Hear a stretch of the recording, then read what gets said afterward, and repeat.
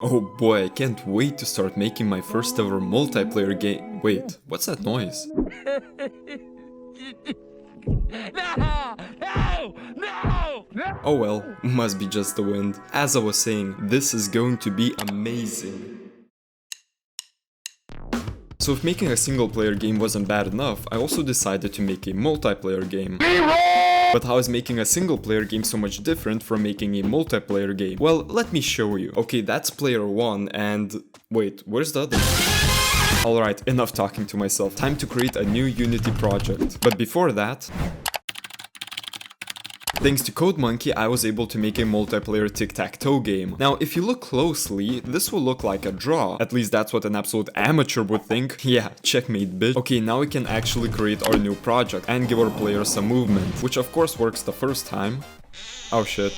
And after a couple of hours, we have synchronized movement. Now, this is where we run into an issue. There are multiple different ways to synchronize movement. One way is by letting the server control it. Basically, you tell the server that you want to move, and the server will then calculate where you need to go and then send you back the information. This, of course, introduces latency. Now you need to wait for the information to go back and forth, and only then will your character move. But the other way of syncing movement is by letting the player themselves control it. Basically, you press a button and your computer calculates where you need to go. This is of course way smoother, but now latency gets replaced with morons, or in other words, hackers. Considering that you are now in control of your own actions, cheating has become a lot easier. Now, I could spend a few days implementing a thing called client-side prediction, or I could just ignore the issue and go do other stuff. You know what? Let's leave it up to fate. Fuck! Oh wow, that's crazy. Anyways, look at this cool player model that I made. I think I had a stroke while making these shoes, but besides that, everything else looks just fine.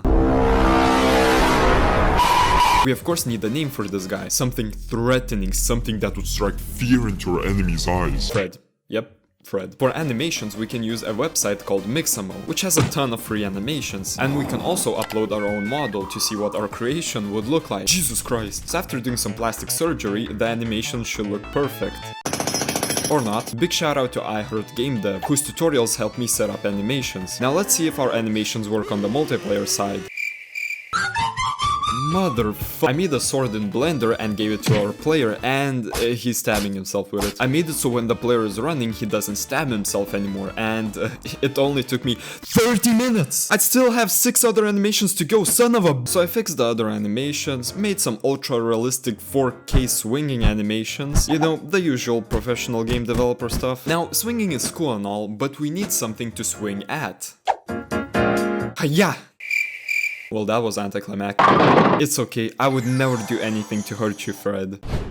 Shh, I would never hurt you, Fred. Here, have a cookie. Damn, what a fucking weirdo. Anyways, I found a cool skull model by Quaternius. But the problem with this guy is that it looks nice, so let me just...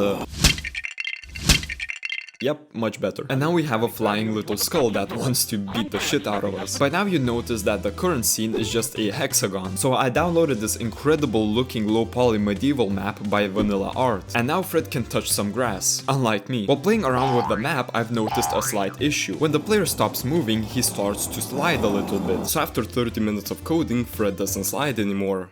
He fucking levitates! So apparently for everything to work, I only needed to press one button. Phew, glad it didn't take that long.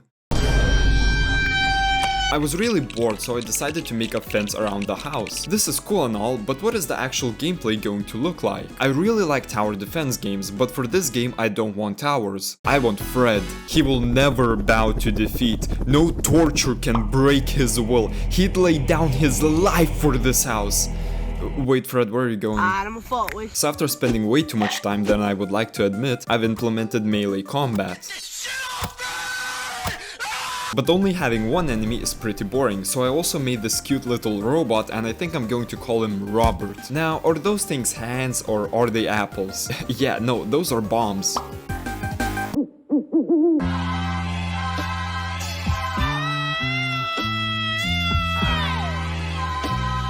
That's right, this cutie patootie throws hand grenades that explode on impact. I think the enemies are too strong and Fred definitely needs some help, so I made a... Is that a mailbox? Not just any mailbox. Does your mailbox receive mail? Pathetic. Fred's mailbox shoots bullets. And after a few lines of code, watch this. Wait, what the fuck? It works. So now Fred's mailbox will assist you in battle. I really wanted a way to buy upgrades, so I made this little fella who will be our shopkeeper. Now, implementing a shop took a little longer than usual. Basically, if you want to attack, you would press the mouse button. If you want to jump, you would press the space bar. But if you want to interact, you need to press and hold the E key. Thank God it only took me 2 fucking hours. This slime has caused me more mental pain than figuring out Santa is unreal. So I made the mature decision to shoot the slime. Just kidding. But I did murder his entire family. But how will we buy these upgrades? Well, the most simple choice would be to have enemies drop coins. But I model an axe because I got a paper cut yesterday, so fuck trees! That's right, you can now contribute to global warming by chopping down trees. And in return you will get logs, which you can use to buy upgrades. One of my favorite upgrades is called Fred's Smartness. Frederick has been reading about enemies' weak points. Apparently the Skull's weakness are crossword puzzles, and Robert's water. So while I was cutting down trees, I think I've invited some unwanted attention. Who the fuck is that? Meet Travis. Look how cute he is. I don't know why he's so happy. I literally chopped up and burned his entire family. Travis doesn't care about taking down your house, he only cares about taking down you. And besides, even if he did attack the house, that would be like cannibalism, I think. Anyways, remember Fred's mailbox? Well, it sucks. It does no damage, and by the time it takes out an enemy, I will already have uploaded another video, which is about 3 more years from now. So I went into Photoshop, spent hours making a completely different shop UI, and did some coding. And watch this. Boom. It works. What, were you expecting it not to work? Yeah, me too. Now, how will we buy these upgrades? I could just use logs, but that would be boring. So I created this cool looking pickaxe in Blender because I bruised my knee on some concrete. So fuck rocks! You can now smash stone, pick up rock, and buy some neat mailbox upgrades. So adding turret upgrades took a bit longer than I would like to admit, so I think I should take a well-deserved break. Wait, are those bees? Why are bees attacking us now? Son of a... Meet Benjamin. Unlike Travis, Benjamin doesn't care about you, he only cares about breaking the fence and taking back his honey. So now we have 4 enemies, and the game is finally starting to come together. But we still need some sound effects for the game. Okay, let's see. B. Okay, let's see what we have.